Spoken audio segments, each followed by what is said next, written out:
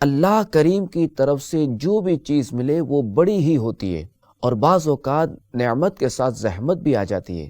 مثلاً جسے خوش الہانی کی نعمت ملی، اچھی آواز والی نعمت ملی اور وہ اچھا گنگناتا ہے، لیکن یاد رہے کہ اس نعمت کے ساتھ زحمت لگی ہوئی ہے کہ ہو سکتا ہے کہ یہ شخص تکبر میں مبتلا ہو جائے، ہو سکتا ہے کہ یہ شخص قرآن کریم کی تلاوت کے بجائے نعت رسول مقبول پڑھنے کے بجائے ایک گانا وغیرہ گائے، تو یوں وہ اس نعمت کا ناجائز استعمال کر سکتا ہے۔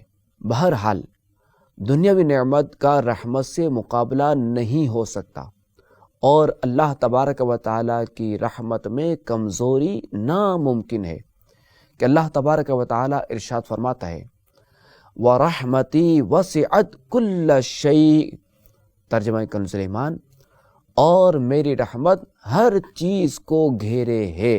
اور یاد رہے کہ بعض اوقات بلکہ بارہا نعمت دنیاوی نقصان کا سبب بنتی ہے کہ دولت ہوگی تو ڈاکو آئے گا، جبکہ غریب فٹ پاتھ پر سویا ہوگا اور اسے کوئی نہیں چھیڑے گا۔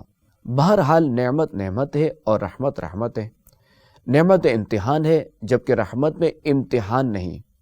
ہم اللہ تبارک و تعالیٰ سے رحمت کا سوال کرتے ہیں، اور جو نعمت ملے اس پر بھی رحمت کا سایہ طلب کرتے ہیں کہ کوئی نعمت ہمارے لیے دنیا و آخرت کے نقصان کا سبب نہ بنے۔